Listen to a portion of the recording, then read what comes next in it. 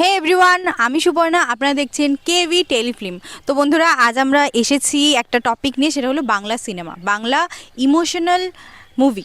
বাংলার সব থেকে ইমোশনাল মুভি কোনটি, যেটি দেখে আপনি ইমোশনাল হয়ে পড়েছেন বা চোখে জল এসেছে? আপনাদের জানা আছে বন্ধুরা? জানলে অবশ্যই কমেন্টের মাধ্যমে আমাদের জানান।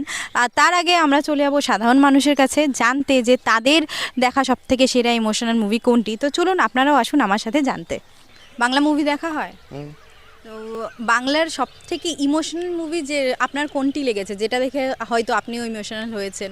তো তোমার দেখা বাংলার সব থেকে ইমোশনাল মুভি যেটা দেখে তুমি ইমোশনাল হয়ে গেছো বা কেঁদেছো, এরকম কোনো মুভি একটু ইমোশনাল? তুমি যে আমার চিরদিনই তুমি যাও, এটাই ওটাই মনে হয়। বোঝে না সে বোঝে না। বোঝে না সে বোঝে না, এটা দেখে কিন্তু আমিও কেঁদেছি সিরিয়াসলি। এটা দারুণ মুভি ছিল না? মানে লাভ স্টোরি যেটা ইনকমপ্লিট। তাহলে এমন কোনো কিছু সিরিজ হোক বা এখন হ্যাঁ সিরিজই বেশি দেখে, তো গান হোক বা কোনটা সব থেকে বেশি ইমোশনাল মনে হয়েছে আপনার? আমার জীবন ছাড়া আমি কিছু ইমোশনাল মনে করি না। মানে আপনার জীবনটাই সব থেকে বেশি ইমোশনাল? ওকে, ওনার জীবনটা এত ইমোশনাল যে উনি আর মুভি দেখার সময় পায় না, ইমোশনাল মুভি আর কি দেখবে। ওকে, থ্যাংক ইউ। তোমার নাম? আমার নাম মেঘা শাহ, বাড়ি?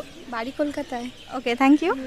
তো বন্ধুরা, আমরা জেনে নিলাম যে মানুষের বক্তব্য যে ওদের দেখা সব থেকে ইমোশনাল মুভি কোনটি, যেটা দেখে ওনারা ইমোশনাল হয়েছে। তো আপনারাও বলবেন, আপনাদের যদি কোনো এরকম মুভি থাকে জানা, আপনারাও কমেন্টের মাধ্যমে অনেক কমেন্টের মাধ্যমে আমাদেরকে জানান, অবশ্যই আমরা সেগুলো দেখবো, শুনবো।